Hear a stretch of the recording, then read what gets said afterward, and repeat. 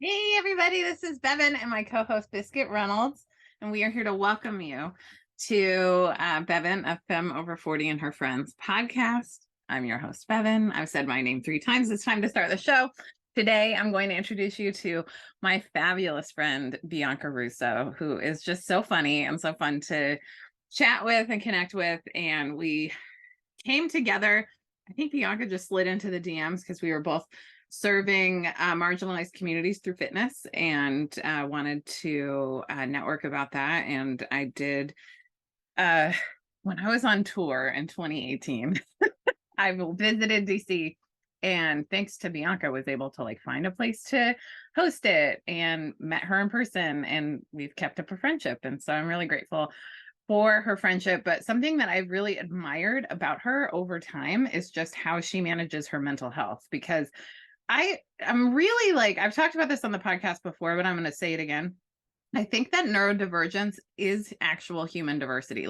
We are not all built the same, and yet we live in a civilization that is really glorifies homogeny and being the same as everyone else and doing it the same as everyone else, because school systems and work systems really rely on us being cogs in a machine that makes billionaires wealthier.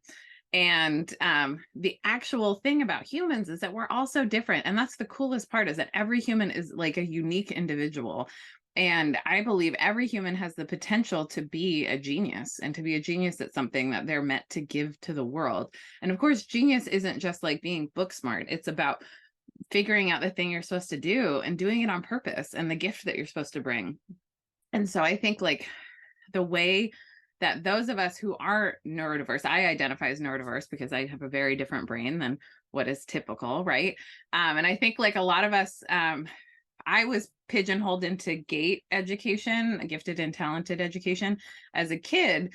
But what's really interesting is I loved that program because they just let us figure out what we wanted to do and go into our hyper focus. So it wasn't structured learning in the same way. And it's so fascinating. Why can't we all live like that? Because there's no profits in that. So anyway, all that to say, I've watched Bianca manage mental health in a really cool way and really lean into her strengths. And we talk a lot about the tools that she has cultivated for herself in this podcast. She's also such a genius at name dropping where she learns things. So if you're in the DC area specifically and you want a good chiropractor, dog trainer, therapist, I think she gives all of that. But she's actually been living in Albuquerque for the last year and a half or so. And so we talk all about that. So I'm excited for you to meet Bianca. But before that, I want to tell you about the best way to support this podcast. Patreon, Patreon.com, is a membership support site. It's a safe and secure server where you can support creators like me who create work that you find value in.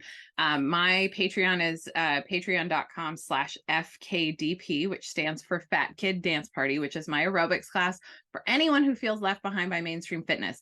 So if you've ever been called too fat, too much, or felt too awkward to dance, mine is the supportive class for you. Literally, you can't get it wrong. Just showing up is the hardest part, and you're celebrated for that. You can spend the whole time in the fetal position on the couch and not do any of it, and you're still a full participant, because that is really the medicine, is just showing up. I love getting to teach this class, and my Patreon membership enables me to make this my job. So I have different tiers of benefits. The $7 tier gets you access to all of my Zoom aerobics classes. I teach at least 5 a month. And the best part of class for me, and I think for other people, is the check-in about self-care afterwards. So we do the class. I have 30-minute classes that are low tempo, and I have 55-minute classes that are all levels. And that, you can do any or all of the class from a chair, follow your vibe. But my favorite part is that self-care check-in, because I like to watch my students go over time and grow over time, and just continue to nourish their self-care, because self-care is not a one and done thing. It's a literal lifestyle of being able to bring your best self to anything that you do. There's also a $25 tier, which is an on-demand membership. And that's really what allows this to be my job, because that, $25 a month. But that is at least 20 plus videos growing all the time. It's a library of different length classes. and different style classes. I'm working on some theme classes. I have some swap videos from other body positive instructors that I love. And I just really appreciate all the support. This is my job. Getting to do this podcast is my job. I get to make up my job because of the members who support my Patreon. So thank you so much to all of you out there who are already members, and to all of you who are considering it. I hope that you will join us and come be part of this community. It's really my honor to create it. So without further ado, I would like to welcome Bianca to the podcast. Welcome to the podcast, Bianca. Hey, thanks for having me. Bianca, as a Sagittarius sun, Aries rising, Capricorn moon, would you please start us with business in the front? Tell us what you do and how people can work with you. I am a personal trainer, virtual only right now. I do one-on-one personal training on Zoom. You should check me out on Instagram at hi.Bianca Russo. I'm Italian, BIANCARUSSO. And then check out my website. I'm all for like custom fitness for like trans affirming workouts, fat positive workouts, trauma informed workouts, just trying to find the joy in existing in a physical body when moving it.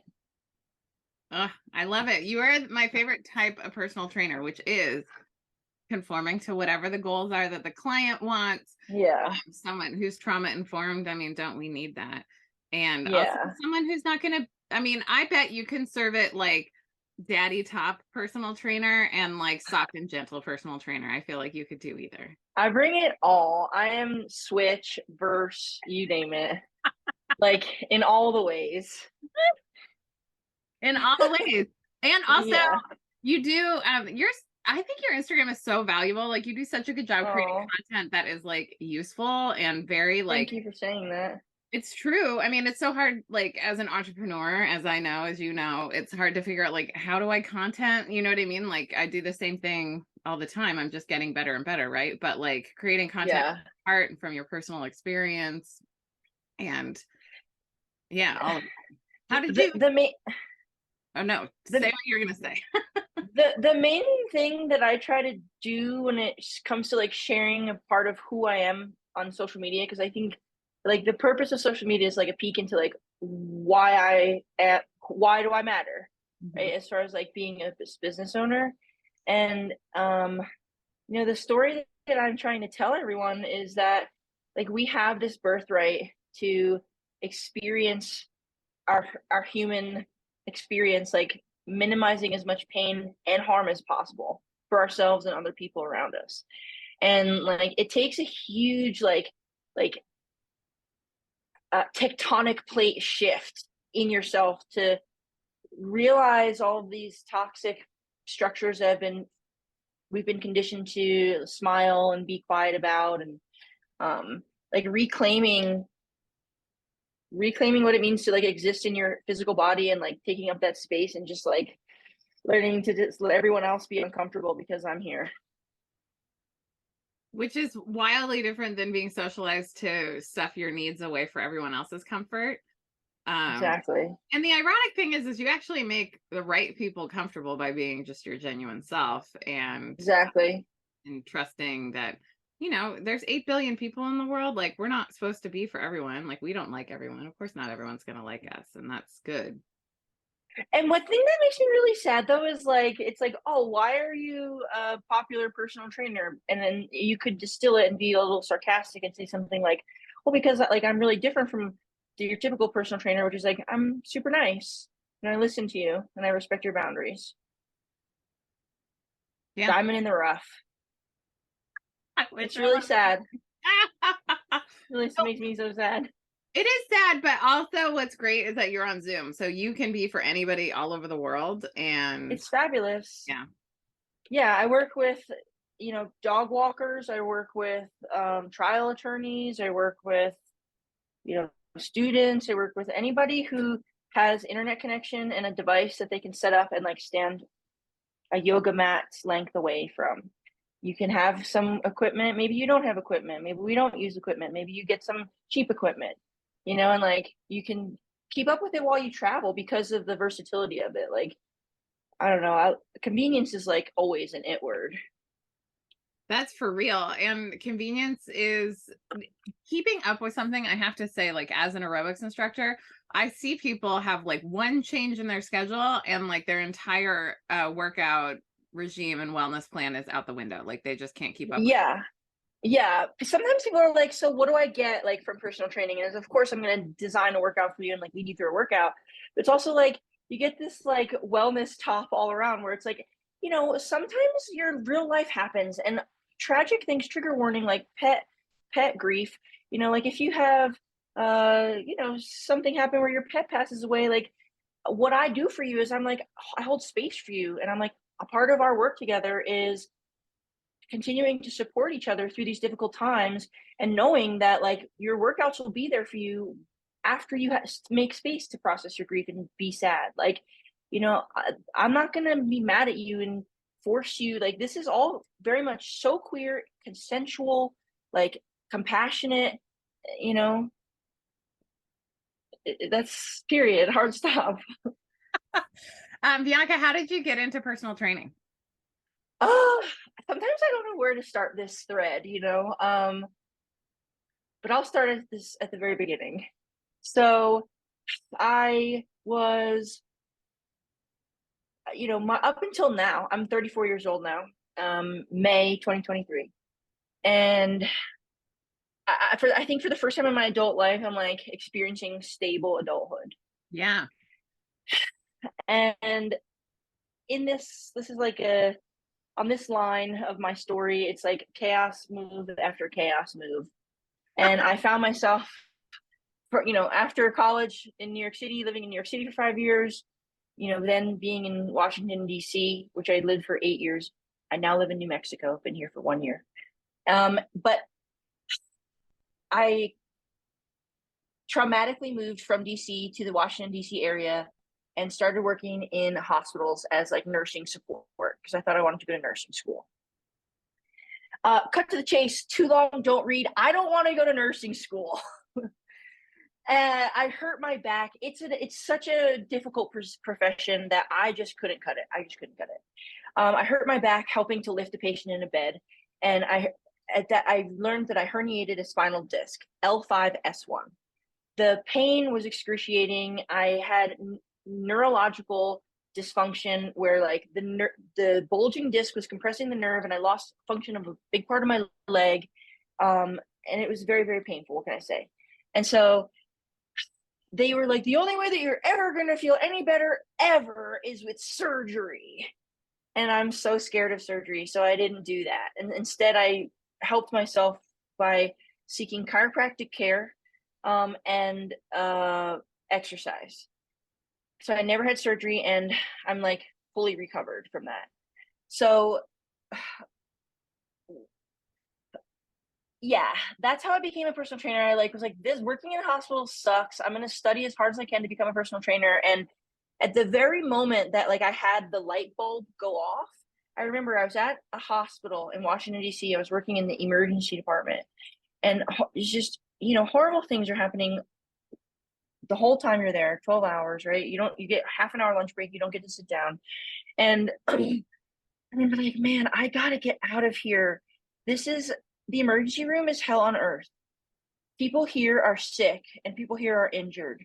How can I help the most people possible avoid, to the best of their ability, the emergency room by helping them to remain healthy and to get stronger? Personal training. And I've been doing it 6 years and I love it. I love that. That's such a good way to tell the meandering story. So you're Yes, thank you. Thanks. One of the things also as an entrepreneur that you're going to get great at is your elevator pitch, like the who are you, what do you do, what do you offer, how'd you get there? Yeah. Kind of basic, they call it brand stories. And like, sure, it makes sense. I mean, and you are now like fully mobile. You have all of the use of your leg, like because you figured out movement as medicine. And then yes, chiropractic care too on top of that. yes, and of course there's chiropractic care can be controversial, and it makes sense why it's like something that's a lot of people are skeptical about, right? I had a very positive experience when I was young, and I learned kind of like how to qualify my chiropractors. So, that's just me. I like, How do you qualify? yeah, I like doctors that have been to Life University, Hmm. and then there's another school that was like, it's like the first school of chiropractic care. It's somewhere in the Midwest. I cannot remember right now, but the I've been to other chiropractors, and they're not as thorough. What I like about doctors from the first chiropractic school ever and also Life University is that they, do assessments every time. They don't just like contort your body. They like ask you about your mental health, take a very holistic approach, because it makes sense. Like, if your nervous system is more agitated because of like spinal misalignment, like you might be more toward the spectrum of fight or flight. But if you can align your spine to have all of your nerves like very healthily kind of comfortable path, then you're moving toward rest and digest, which is what I learned from Dr. Ian from Sprout Chiropractic in Plymouth, Michigan. Thank you very much. Rest and digest. Rest and digest. And so that might be a good dovetail into like a huge component of my wellness wheel is like, there's a midline in the body, right? There's like this extreme to the right and this extreme to the left. Like, if we can consider this middle line as like, my emotions can get super happy and then cross through average, but then get super sad and like whatever. I always just want to hold tight toward the midline, right? And for me, the way that I do this is what I learned in IOP. I went to an intensive outpatient trauma therapy program. It was like Monday through Friday from like 10 to 1 or something, right? Because I had complex trauma, PTSD. And what I do now is, when I have days that are unstructured, could be unstructured time, I mimic the structure of IOP. So I'll like do my, instead of external processing and group therapy, I'll do journaling and write things down. How am I feeling? Checking in, head to toe. Like, am I breathing? Like, how do I feel in my body? What's my emotions like? Da da da. And then, of course, then I'll have my music therapy, stimulating, like I'm trying to stimulate certain areas of my brain to turn off the hyperactive areas of my brain that are triggered during PTSD flare up. And then, of course, doing the physical movement as therapy also for myself, because getting your heart rate up and getting your circulation going and getting more oxygen throughout your body, and also working to breathe out in addition to breathing in, getting that toxic carbon dioxide out, like, it just helps me stay close to the midline. Like, those are all the working parts. Wow, that's actually really brilliant that there's like this framework you have. High five for self-care. I see that water drinking. And but like also I keep a theme that keeps coming through for me is this idea that I'm never hitting a destination. I'm experiencing a journey. And what I believe success is for me, and I think everyone should define it for themselves, it's serenity. So if I can hit serenity, that is my success point. And that is really, I mean, if I boil it down, it's balance. It's like a lot of things in balance. And there's stuff that can come in, good and bad, can crash your serenity, right? Like distractions are distractions. And like, if you have a good care plan for yourself, you can stay closer to your midline instead of getting so far off track when the inevitable crashes come through. Absolutely. There are so many inclinations for me to do, like untherapized, like impulsive actions that actually don't help me in the long run. But one thing that I remember learning in an EMDR session, which is eye movement rapid desensitization therapy for trauma reprocessing. I've never met anyone, by the way, who's done EMDR that wasn't raving about the results. Yeah. It was with my therapist in EMDR that I came up with him. He and I came up with a metaphor, kind of visual for life and navigating the trauma, because a part of my journey and like healing is like accepting, like I'm fucking resentful that I have to do all this work, to function, or feel okay, like blah blah blah blah blah. Yeah. But we got real. It's like, look, we need to face the facts. Just like I learned in cognitive behavioral therapy, focus on what we know to be true. I also, like, in my functional, like, occupational life, have to just be real and accept the truth. And like, I know that I experience triggers. As proactive and aware of them I can be, they still affect me. Like, that nerve still gets like input, right? And so the visual that DiNardo, okay, Mr. DiNardo or Dr. DiNardo, whatever your name is, from Whitman Walker Health in Washington, D.C. Sailing is the perfect metaphor for life. Okay. Because in order to get from point A to point B, we can never go in a straight line because of the physics of sailing and the wind direction.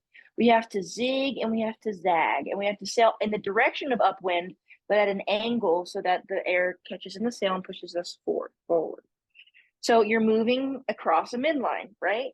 And the other thing about Mother Nature is sometimes in life, there's just no wind. And that's when you need to learn how to use your breath and trust and face everything that's going on, and be patient. And like, there are tests. The tests come, and you can trust that as the sun will set and the moon will come up, and then it'll rise, and the tides will go in and tides will go out. And sometimes the wind will pick up, and you'll be able to do your healing again. And like, if you ever feel stagnant, but like, you can't go directly. Don't like fool yourself. You can't go from point A to point B. It's physically impossible. You have to tack and jibe, zig and zag, baby. Just keep going. You can go from point A to point B. You're just not going to go in a straight line. Correct. Yeah. You just got to figure out how to keep it moving in spite of. Just keep moving. In spite of. That's right. Wow, I love that. It invites forgiveness. It invites self compassion. Yeah. It invites sustainability. It invites healing. It invites us to just actually be okay and feel safe in spite of what the truth is, like, or no matter what the truth is. It invites us to pinpoint some certainty inside this like crazy macrocosm of like, corporations and like the diet industry, and realizing that like, oh, I am in control of certain things. And it's like, but also it's not my fault that I didn't know that, and just like kind of guiding people to like, here, like, come toward the light. Like, we're kind, we're nice. Like, this is about you, like, taking your power back. Yeah. And like cultivating your life force energy. Like the documentary Stutz on Netflix, I love so much because he really just boils down some truths in such a good way. It's Jonah Hill's therapist. Did you watch that? Oh, yes. Stutz. Yeah, it's so good. And he talks about fabulous. How life is like pain, uncertainty, and constant change, right? Like there's just constant work. Like you just have to do the thing, right? But it also says too that like life force energy solves about 85% of your problems. And like what I've discovered is like, here's the 5 things that get you your life force energy and sustain it. Hydration. Are you getting enough sleep? Are you moving? Are you nourishing yourself? And are you cultivating a relationship with yourself and your friends? And like all 5 of those things are what help me stay the most balanced no matter what's going on.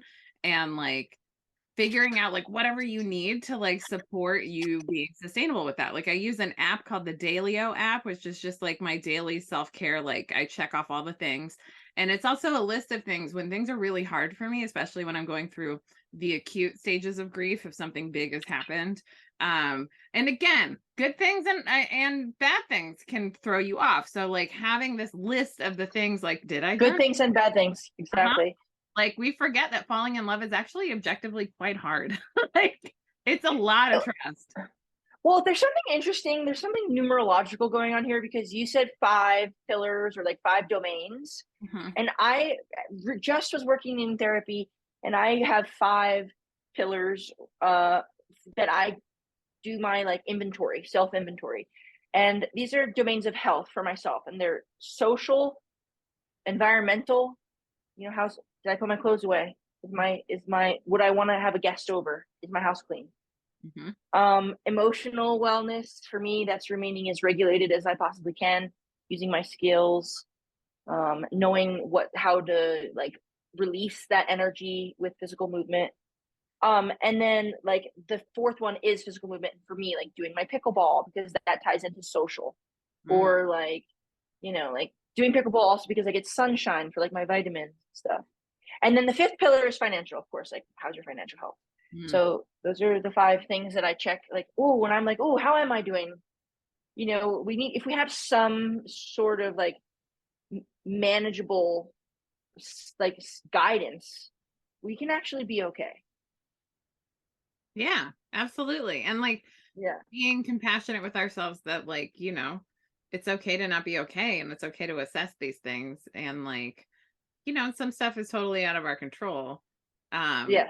A lot of stuff is in our control and we're really socialized. Like the diet industry, here's just let's talk about the diet industry. It is Go so off.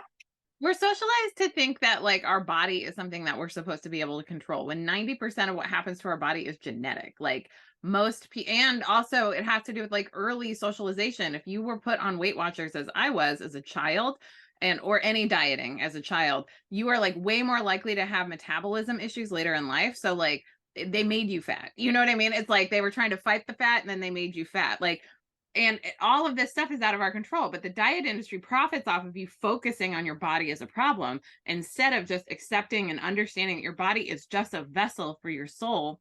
I'm at my peak health. I've never been this healthy mentally, physically, spiritually, right? But I'm still fat and like whatever, right? Like just really figuring out that like being who you are and whether or not you feel healthy or not, right? Like, but for me, like feeling healthy is such a good way for me to understand, like, okay, I think I'm doing okay in my balance, right? Like I think I'm where I'm supposed to be. Here's the thing that's so inhumane about the diet industry is, the words that they're saying with their voice is, about you're talking about your physical body, right? And the size of your body and like the desirability of your body the way that it is and like the wrongness of how you exist. And so they're talking all about your body, but actually what they're doing is like manipulating our minds, right? And so like they're kind of causing like a lot of mental illness to like depression, anxiety, self all these issues. It's really inhumane. Mm-hmm. Afraid people are easier to control and they make us afraid of our own bodies. So that way we're just in this constant cycle. So we're not focused on things like toppling the patriarchy or like, Yeah, uprooting exactly. the industry. It's so bonkers. And it's so So bonkers. worthwhile to release diet culture and to do the work to like make peace with your body because there's so much more that the world needs from you. Like creativity and joy and being an active parent versus just teaching Yeah, your kids that same self-loathing that like you learn from your caregivers. yeah.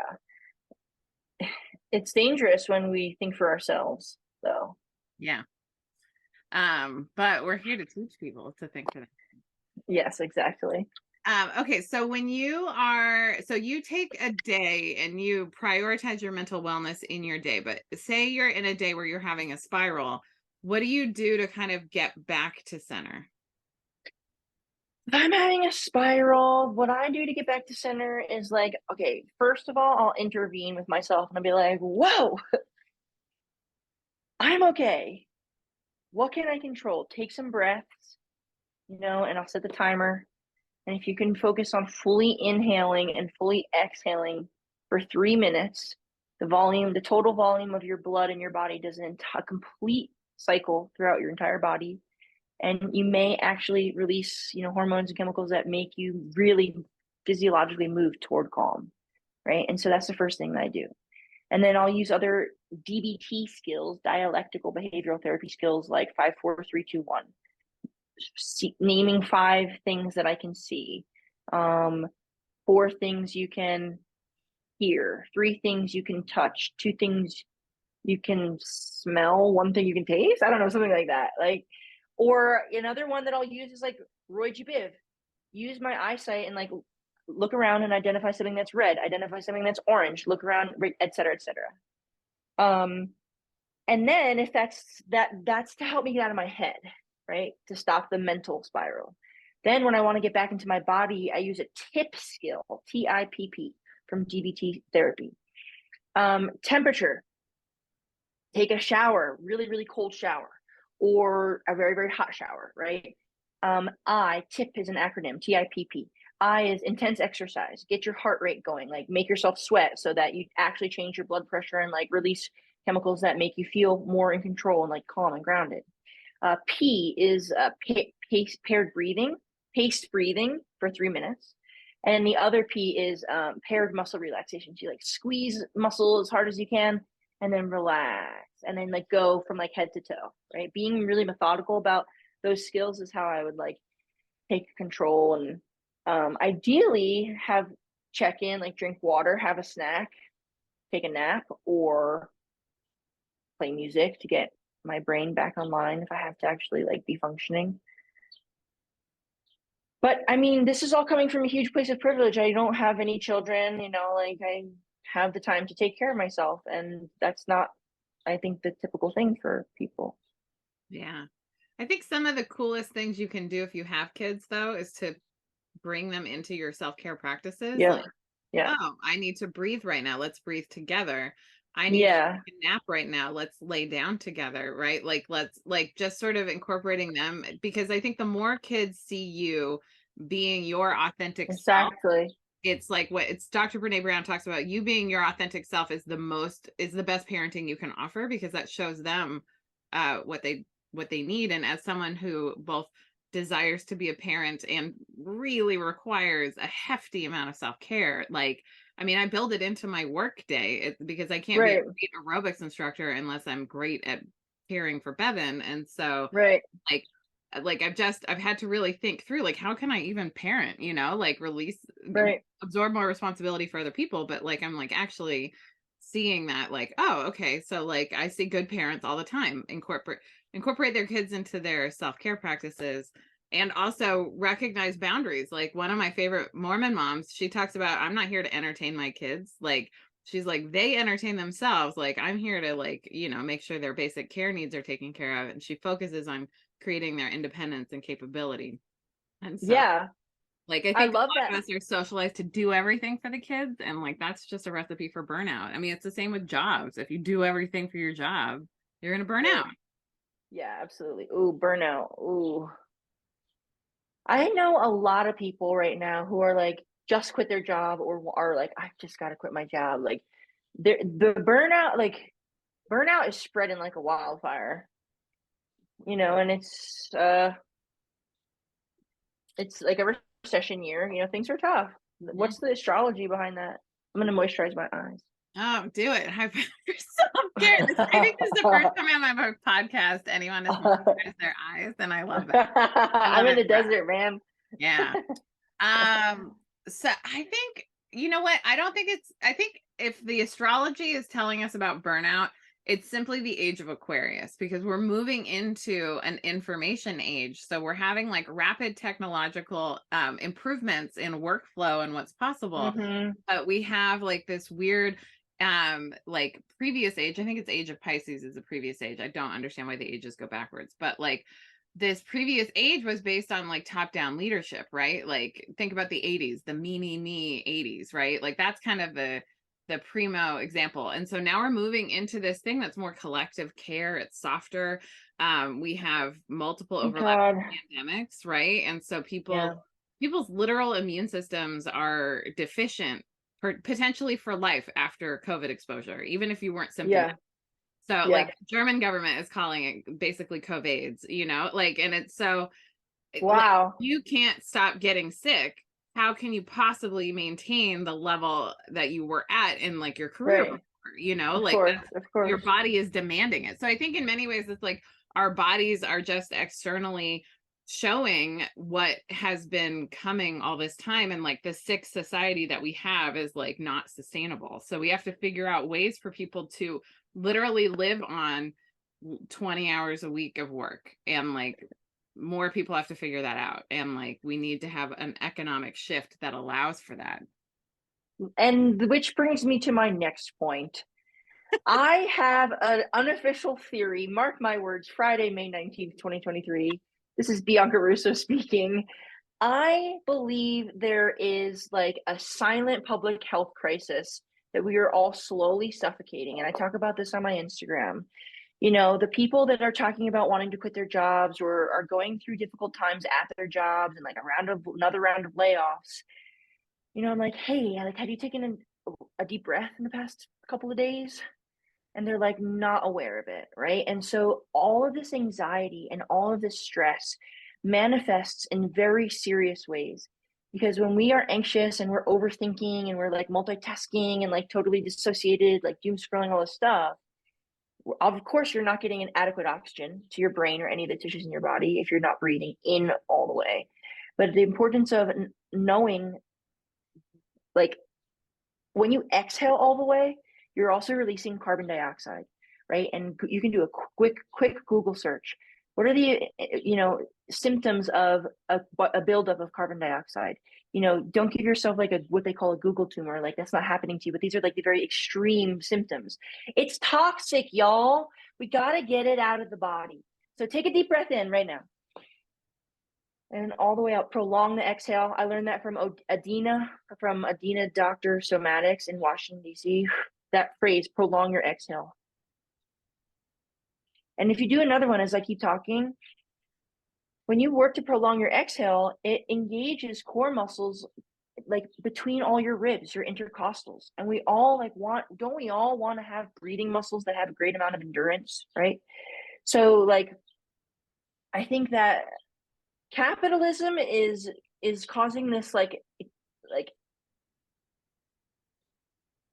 suffocation. Capitalism is suffocation. And like, if like, I know about this because I wear a CPAP machine at night. You know, before I started getting a CPAP machine, I was like tired all the time, fatigued, achy, mood issues, extremely of course exhausted. Like my digestion was off.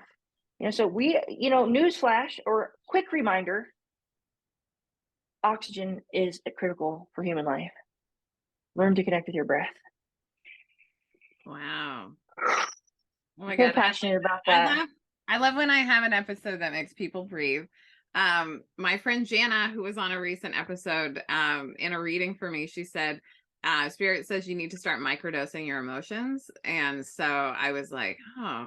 So then I was like, how can I microdose my emotions? And it was breath practice. So whenever I go to the restroom, I habit stack. So I'm in the restroom and I started doing a stim, like at some point, just like shake out what needs to get shaked out. Like one of the most natural things a mammal can do is just stim, is just shake out your body, right? Yeah, my dog does it every day.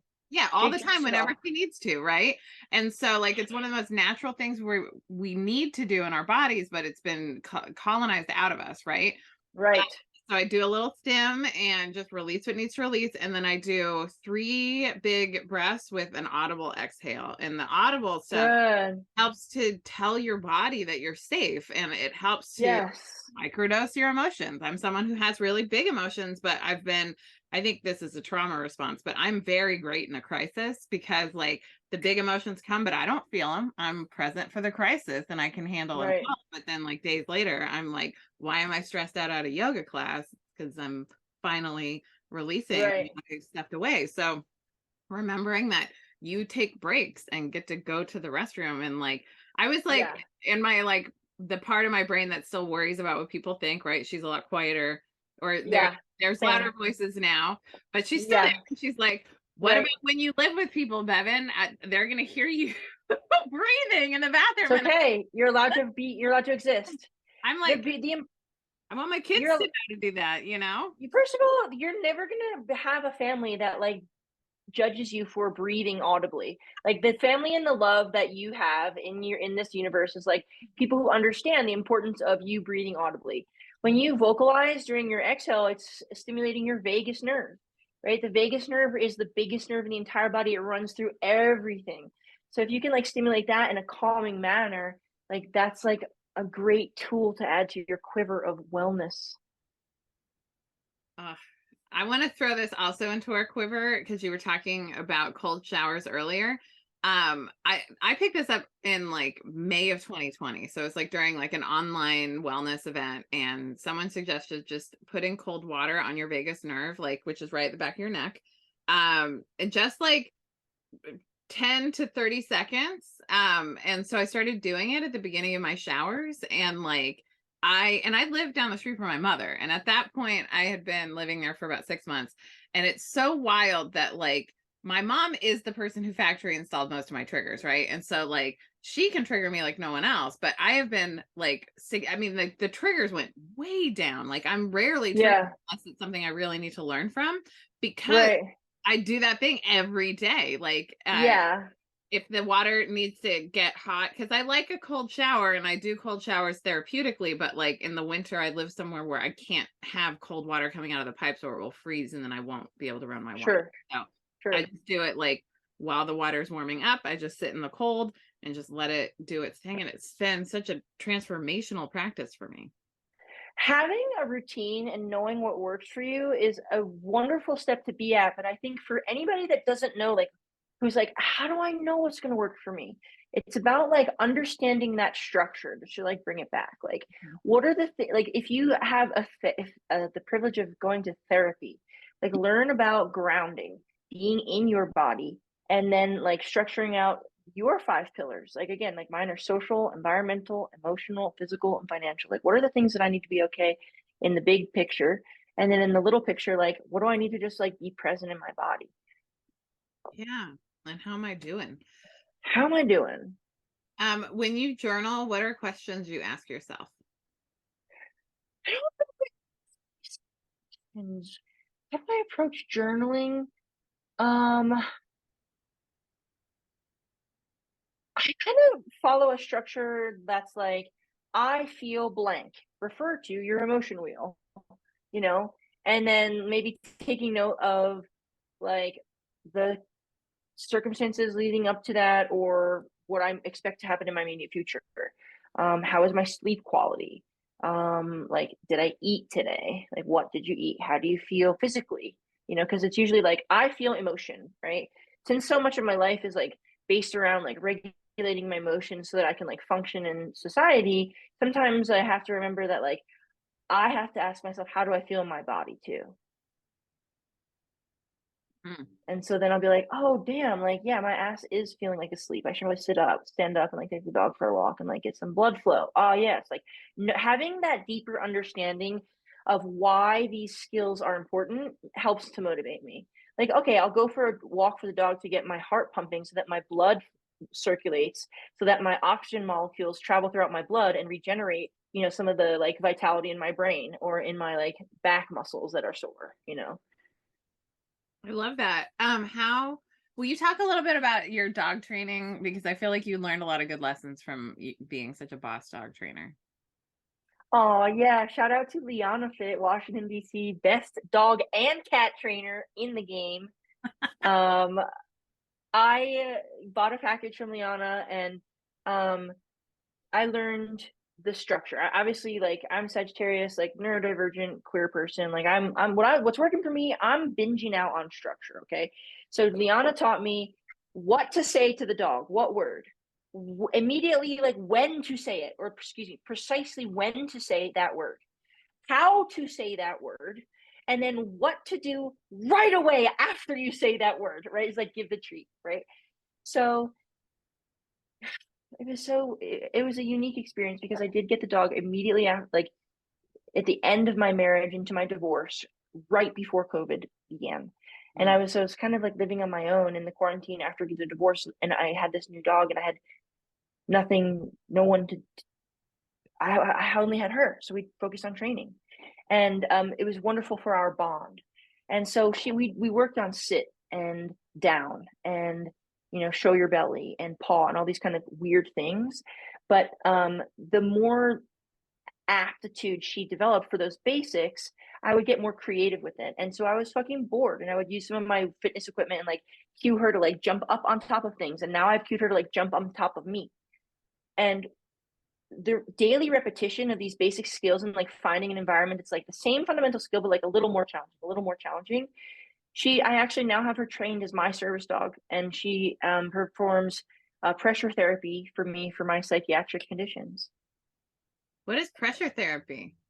So pressure therapy is I'll have her, I have different pressure points for me that I feel soothing, so if I am having, like dissociation and like uncomfortable out of like physical symptoms from a PTSD flare up or anxiety attack, I feel comforted having pressure on my sternum. There are so many nerve endings on your sternum. I learned that when I was working in the hospital. You give someone a sternum rub to see if are they just like awake or are they needing serious care? Sternum rub, a lot of nerve endings.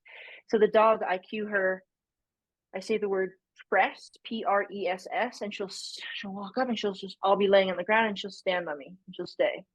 Or, like on my thighs if I'm sitting down.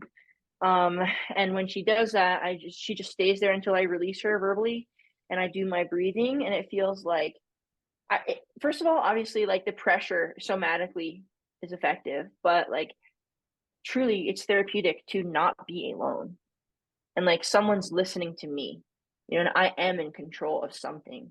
If it's my service dog, so it feels very holistically beneficial for the both of us because the dog is a pack animal. The dog loves to have an alpha. Like the dog always wants to know what to do, and like she's a very, very happy dog because of her training, and we just took it a step further. Oh, I love that. And her name is Coco. Her name is Coqui. She's from Puerto Rico, and she came with the name Bean, and I decided I shall not call you Bean. And when I was in Puerto Rico, when I got her, the regional frog was going like this. Let's see if I can whistle. So it sounds like that. That's what the frog sounds like. And they were so loud. They were like all around me. And so I was like, oh, name me Coqui. And so that's the whistle that I do when I call her. Oh my God. Wow. I can't even hear that whistle on Zoom. Let me try one more time. Okay. Nope. I mean, Zoom is like has special formulas to like get the background noise out. So they must assume we don't want frogs on. But that's rude. I'm going to tell a totally unrelated but related story. Is this morning, as I was waking up, because I like to build in part of my mental health practice is to have a gentle morning. And so I build in a lot of laying time in my morning while I adjust to the trauma of waking up. And I was hearing a frog this morning, which is unusual in the morning, right? Like they're usually a nighttime thing. Right. And they're usually far away. They're not like in my garden, but I do enjoy frogs visiting my garden. So I heard this frog like pretty close to my bedroom window, and I was like, that's interesting. And like, so I just didn't think much of it. And then this morning it was nice and gray. So I was out working in Gay Gardens, which is the name for my gardens. And I love it. I moved my one of my soil bags, and I found a little green frog. It was so teeny tiny, and it was my frog friend who woke me up this morning. Oh, part of my wake up. Wait, I think that's really sweet. I love that.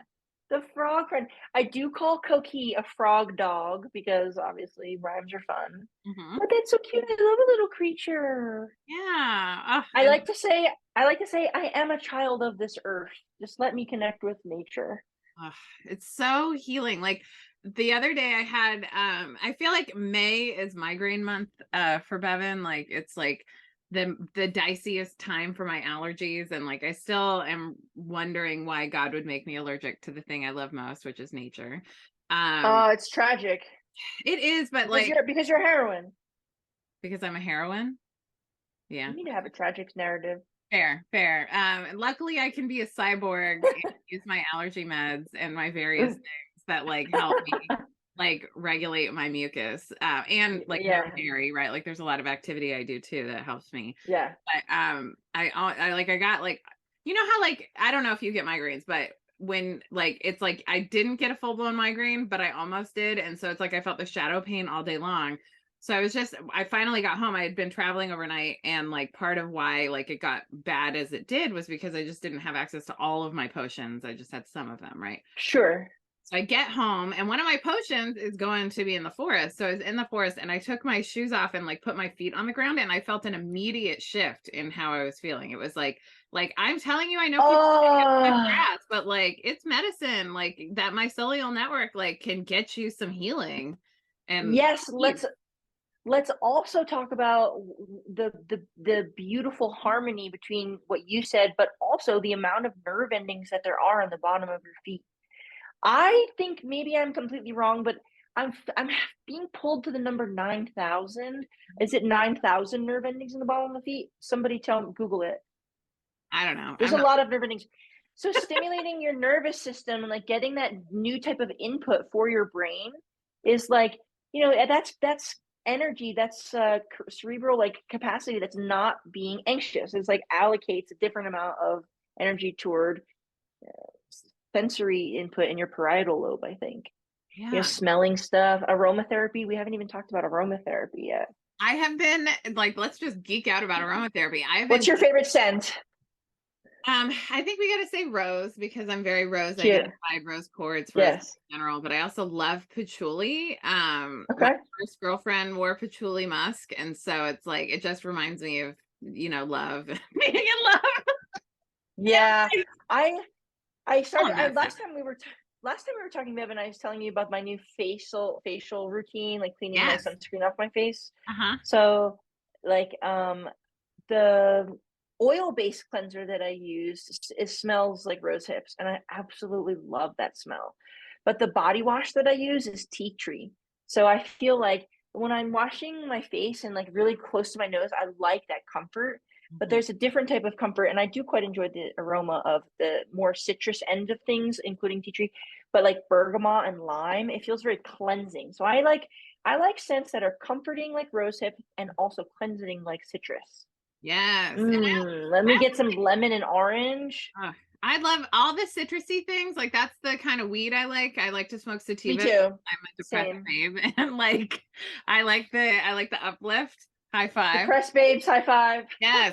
And I also love just smelling the medicine, like to know, like I like to have a few strains on hand to just like have my little intuition and my sense know what is the Yeah. medicine that I need right now. Yeah. I really also just am really embracing just scents and oils and ritual and burning incense in my home and like just Yeah. shifting the vibe. This is another thing referencing one of my readings from Jana, but she had said like you're gonna fall in love a lot this year. So like you're gonna have trouble working, which is true. Like my brain gets very hijacked by love and like Yeah. because I can have like 30 thoughts at once, and like if I'm falling in love with someone, that's one of the thoughts all the time. I'm never Yeah, of course. so like I she said like fixate. yeah, fixate totally. And it's part of my genius and I don't want to turn it off because like it's also how I'm Right. great at aerobics, but like Yeah. burning incense is also a way for me to like reclaim my space and like what Right. I'm doing at this moment. So I have like a scent for rest and I have a scent for work and like Yeah. giving myself like and the sensuous experience too. We're in Taurus season. The sensuous experience of like having scented oils like Fatima from Path of Awakenings. Like I won a giveaway and I got this amazing Aries season thing. I actually burned some of the dragon's blood incense she sent me for this talk because you're such a double fire whiz kid. Um but What I love what you said about compartmentalizing your like scent menu for whichever like chapter of your day you're in. That's yeah, really cool. That's really cool. it's also part of tantra too, is they teach you to like have a five sensory plan for your environment, like just what you were talking Hmm. about, like putting your clothes away, being having Right. clean, like the visuals, the lighting. Like we were even talking about your lighting before we started recording, that this is your isn't this your personal lighting? Is this what you called it, your personality lighting? Personality lighting, like in the house where I do the personal training, I have the ring light. That's the professional light, and Mm-hmm. this is my personality light for Bevan, of course. Yes, and all of the listeners. um Yes. and it's also where you go to like play your guitar and vibe. uh Yes, it's the she shed where I hang out, the music project that I'm working on, it's currently solo, maybe made a new friend who's going to do music with me, but I'm in search of stylists, I'm in search of set designers, and I'm in search of other musicians for, drum roll please, Dyke Hang. So I want to tell you, say it again. my band is called Dyke Hang. Yes, I like that there's a gesture. Yes.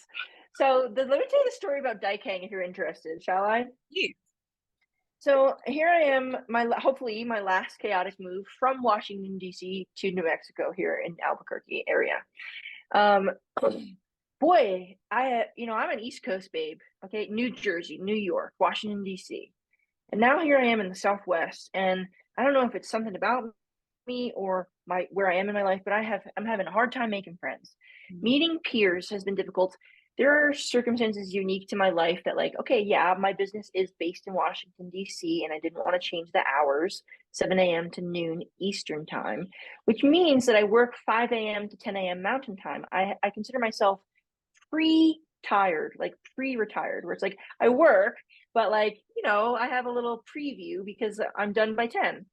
The beauty for me is, as a bona fide pickleball fanatic, I can play 6, 7 days a week if I want to, and I do play a lot. But the downfall is that nobody who's 34 or my age, like, typically is available during those times, and I can't hang out after work because I need to go to bed because I wake up at 4. What time do So you go to what? bed to wake up at 4? Between 9 and 10 I p.m. mean, Mountain Time. God, I need my 8 hours. I need 9 to 10 hours, so I might have to go to bed at like, 7. Yeah, it makes working on the West Coast difficult for me. So like if I'm going to the West Pacific time zone, like I can't, like I'll feel sick. I did it once when I was in San Diego and I did not feel good after. What was my point? Dyke Hang, you were making friends. Oh yeah. So I was not making friends was the issue. Yeah. So I went on to this, there's like New York Queer Exchange and like DC Queer Exchange on Facebook. Mhm. In Albuquerque, the Facebook group is called Albuquerque. Horrible name, Good. first of all. I love that name. No, we hate I the name. love a I pun. hate it. I love I love that we disagree. Albuquerque. let me tell you let me tell you why I'm fussy about it, or why I'm cranky about it. Because I liked it at first when I was involved and included. But I have a friend. This person is a trans woman, and her roommate, who is a cis woman. This matters to the point of the story. They were looking for an additional roommate, and they wanted women only. That is fair. And somebody commented on the post in Albuquerque, and they are acting out. I'm sorry for the issue and pain that they were having, but they were saying this is so trans mask guy exclusionary. And it's like, can we not, with the toxic misogyny right now, like trans misogyny right now? Like these women are allowed to like say who they want to be their roommate for safety. And I stood up and commented. We both got kicked out of the group. We got canceled. Wow. So I'm like, I had a panic attack. I'm like, I'm in this new city. It's like, I use the internet to find friends. I'm a millennial. I was born in 88. Like, I was like, now what am I supposed to do? So I went to this I did try to do a meetup loser. So I'm like, all right, I'm going to make my band and it's going to be called Dyke Hang. And so anybody who like is a dyke or likes dykes is going to come to hang out with me and I'll make friends being in the band, maybe, hopefully. Okay, I just want to say I'm not on the side of like overzealous moderators in Albuquerque, even though I I appreciate know. I like the pun, but and the word Sure, usage. sure. And I love that Dyke Hang is your band, and it's like, a way to make friends and connect. And even if it's just you alone, it's still a Dyke hanging. And Yeah. um, I'm glad that you stood up for someone's right to like decide who they want to live with. Like, and man, just stop trying to insert yourself. This is just a message to Super every weird. person. You don't have to be included in everything. Sorry, Exactly. It's not about you. not about you. Go find your people. Um, that's bonkers, but I'm sorry that happened, and I'm glad that you stand up for the right thing. And Thanks. I'm sure there will be an online thing. I mean, Facebook is so over too anyway. Like, let's talk about Discord, which is really the wave of the future. Yeah. Yeah. I think like the two, because I know that I can be like very wordy and I can speak like superfluously, like all these like too much detail, but like to really bundle it nicely, like the two things, and I talked about this on my Insta the other day, Bevan, remember? The two things that I need to feel well are physical activity and creative stimulation. Mhm. And like as long as I'm social and like clean and eating, I just want to be good and kind. And when it comes to like my work as a personal trainer, it's just like I just want to be like the whatever the opposite of a gatekeeper is. I'm like the gate tender where I'm like, yes, cross this journey, do this thing, like you are capable. And then I let go of the the bicycle seat, and then they go on two wheels on their own into their life, knowing that they're empowered and capable. Yes, a gate tender, gate operator. I don't know. Like you're helping people cross, like it's almost like you're a ferry moving from one side of the river to another, just like helping people cross into Yes, I'm a fitness fairy. Thank you very much. Fitness fairy. There we go. Love it. Fitness fairy who can function as a like a physical activity dom, like Yes. exercise top. If you need that. Yeah, if you need that. And when I'm joking, and what I really mean is like I'm gonna just take care of the designing. You just have to do what I say. Just do the moves. Show up on time. Let's have a good time. Make a cute playlist. I'll put a Spotify on for you. That's the fun part. People make their own playlists. Oh, And they then do. we'll do the reps, we'll get to chit chat so it's not horrible. Like, yeah, you're gonna work hard, but like I'm never gonna yell at you. It's like hanging around, doing some moves with your pal. That's what it's like working out with Bianca Russo. Bianca and I are both Mercury and Sagittarius. So that's like why say something in 30 seconds when you can take an hour. Exactly. I'm gonna take the long way and I'm gonna make it funny. Scenic route. Uh-huh. I'm gonna make connections. You gotta keep up. We're gonna have like 50 conversations at once in this ribbon dance, and we're gonna like I have to give credit to Patrick Walden, who gave me the ADHD ribbon dance language, but like the ribbon dance is there. And I want to my ribbon dance about Fatima from Path of Awakenings. It's a metaphysical shop in New Orleans. And in this package was this Lilith oil, and she makes these amazing oils. I don't even know what the scent is, but like when I put it on, I smell like someone I want to snuggle with. You know what I mean? It's like, have you ever sat next to someone on a couch and you're like, I just want to snuggle this person? And it's like, the scent is so yummy. Like, it's like sweet and like floral and almost cloying, but like not too much. But it like pushes the boundaries. And like, it's such, for me as like a scent obsessed babe who's like really into scents for my mental wellness these days, it's like I want to smell like someone I want to cuddle, because like that's who I am, right? Like cuddle, like the scent, the power of scent is like direct to the brain. Yes, absolutely. I so deeply apologize I interrupted you, Bevan. Did I interrupt that story? Okay. No. And also it's our podcast, so we just get to talk excitedly at each other as friends. I want to wrap this up. Bianca Russo, is there anything else you wanted to talk about, or any parting words you have for our podcast homies? Well, I want to thank you for listening and for trusting that like anything I have to say could hopefully possibly be of value to you. And if you're looking to get more active, in addition to Fat Kid Dance Party aerobics with Bevan, you should Google pickleball near me. It's America's fastest growing sport. It's so much fun, and like you can be any age and have such a great time playing pickleball. In our next episode, I'll give you a full complete history of the sport starting in 1965.